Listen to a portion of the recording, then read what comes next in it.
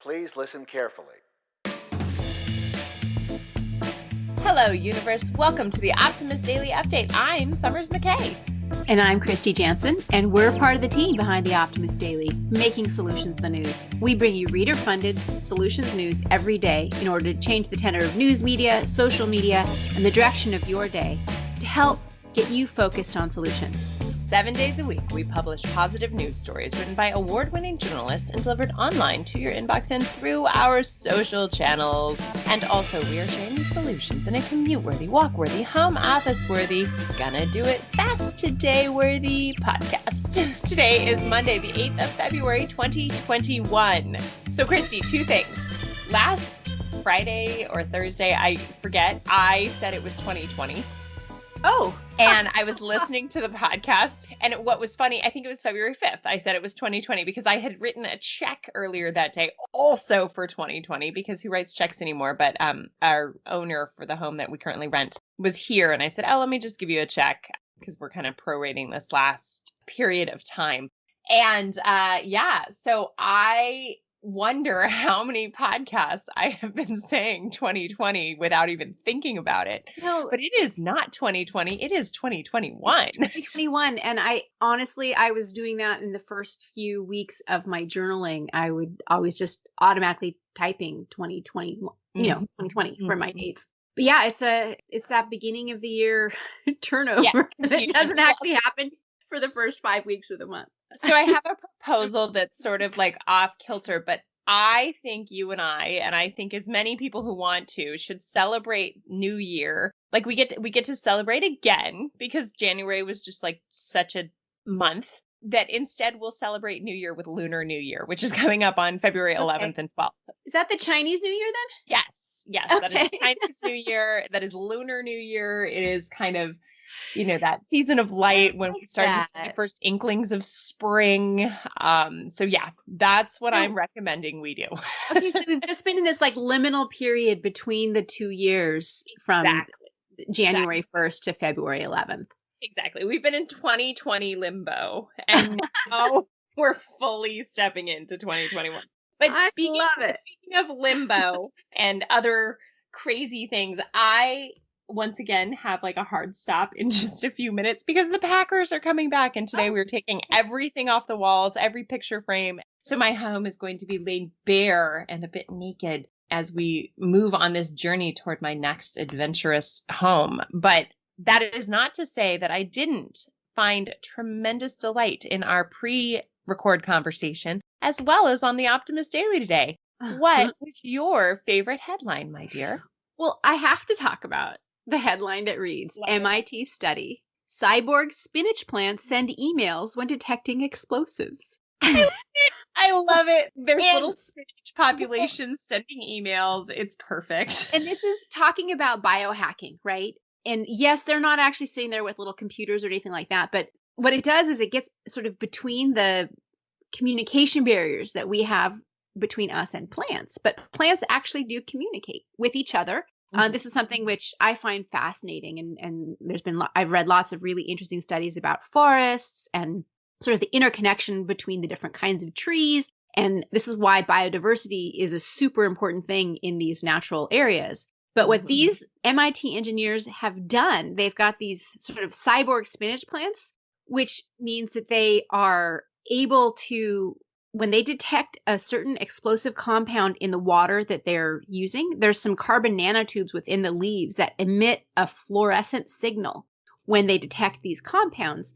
And when that fluorescent signal is emitted, it's detected by infrared cameras, and those cameras detect the change. And then that sends an email to the researchers saying, hey, there's explosives in the water. You know what I mean? It's like, and so it's sort of hacking into already a natural plant system where these plants, I'm sure they could do it with other types of plants, but they're using spinach in this case, but they are good chemists in a way, right? They detect the chemical environments that they exist in. If they detect something in the water and they're going to send that through the root network in the soil, they signify to their neighbor plants and even other species what's going on. And this allows the plants then to generate some counteractive chemical within their leaves, right? And so this is just hacking into that system Anyway, this story just like was like, whoa, mind blown. I just love this. So they're sort of hacking the spinach plant to send themselves emails. And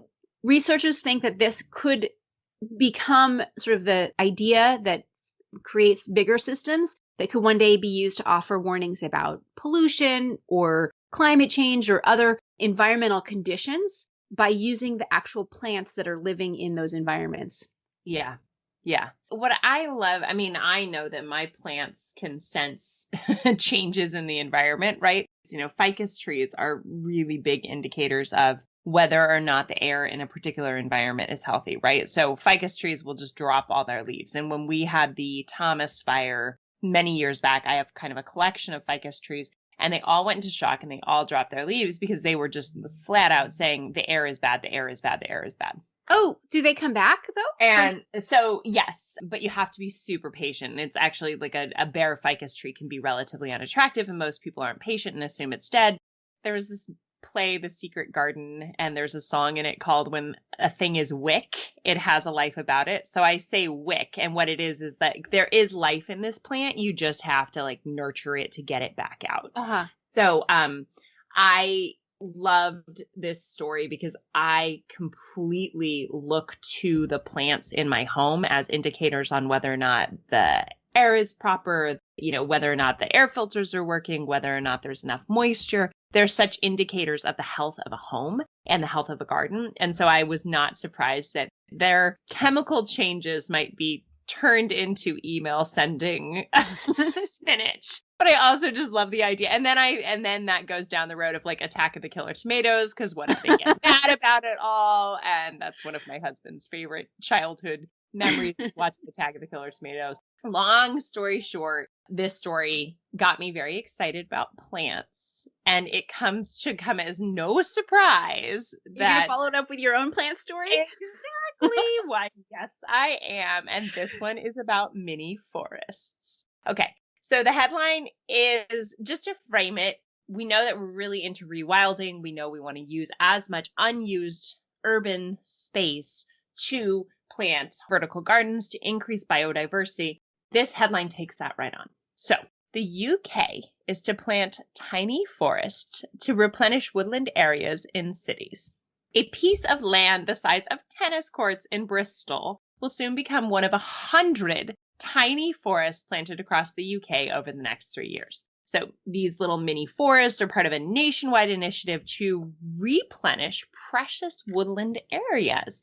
They're going to be in Birmingham, Wolverhampton, Leicester, Glasgow, with trees ranging from all of the mighty oaks to birch, elder, blackthorn, and Guelder rose, which I actually don't know what a Guelder rose is, so I'm going to have to look that up. But basically what they're doing is they're taking these unused spaces, whether it be tennis courts or parking lots, areas that are no longer needed for tennis or parking, I guess. Yeah. And they're reintroducing this biodiversity, these different trees. And what this will do is not only allow the foliage and the plant life, the flora to grow, but then we've got the fauna who will all be associated with it, like the birds, bees, bugs, and all of the other creatures who will live in and enjoy these forests. And the regeneration that goes into the thinking here will also help to improve the waterways that border these little forest areas. I think I love this. It's carbon absorption, it's flood mitigation, right? Certainly, yeah. We know that water levels and flooding continue to be something that we have to address.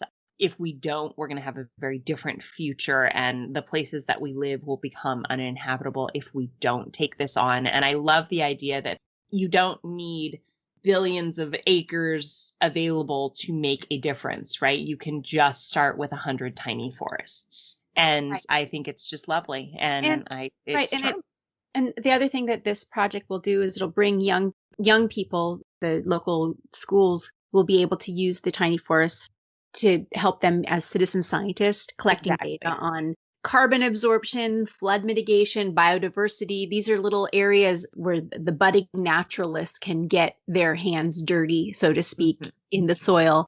The concept comes from a Japanese botanist, Akira Miyawaki. So it's like a bonsai forest. Yep, exactly. Which, speaking of, watched another episode of Cobra Kai last night.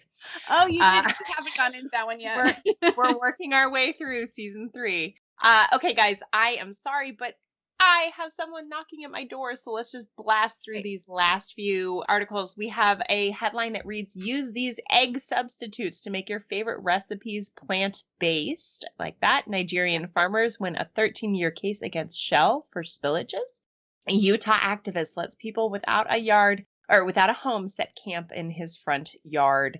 Empire State Realty Trust now powered entirely by wind energy. What else, Kristy? There's a new California vaccination site which is targeting the COVID-19 disparities. Zero carbon flying. Rolls-Royce is testing 100% sustainable aviation fuels. We're really keen on that. Mouse species that was thought to be extinct is now found, and it's survived a devastating volcano eruption. And then the lead story is a smile story. It's not really a solution, but a former Navy man was reunited with his wallet that he lost in Antarctica in 1967. They mailed it back to him. They were doing some renovation down there at McMurdo Station, and they found his wallet in the wall, and they sent it back. So that was just a fun smile story. Yeah, just a smile and a little legacy story that we've been around this world for a very long time, and we will continue to be around this world, and we're going to make it a better world every single day by what we do here at the Optimist Daily. All right, well, everybody, thank you for listening. We promise to continue to share positive solution-based stories with ideas on how you can participate in this changing world and ensure it is changed for the good. We promise to cover the current events with accuracy, legitimate sources, and offer you the information needed most to chart new paths for all of us. And if you're here and you're not already, please consider becoming an emissary on the optimistdaily.com, or take a free subscription if you haven't already and get the headlines in your inbox every morning. But as an emissary, starting at $5 a month, you can help support reader-funded independent journalism that is the Optimist Daily and be a part of the solution-changing consciousness that addresses our world's biggest challenges with that problem-solving mindset. Please help us keep the Optimist Daily free for everyone who needs it, supported by those of us who can. Thanks so much for being here. We'll be back on Tuesday with more solutions. Thanks, everybody. Bye.